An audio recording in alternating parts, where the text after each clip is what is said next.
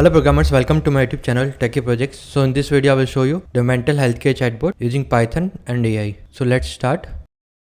Hi. I'm Homie. Anything I can help?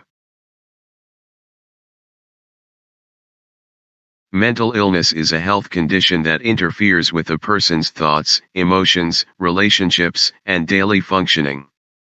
They are associated with distress and reduced capacity to engage in daily activities.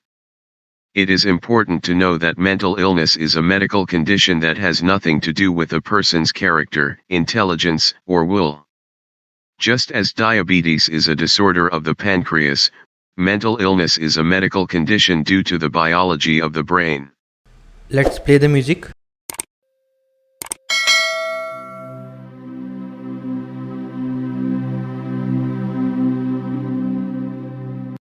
Let's pause and search for doctors. So these are doctors. You can search for location and book an appointment. So it will open the complete portfolio. Let's close it. And you can also call for help. So it will show the telephone number. Let's close it.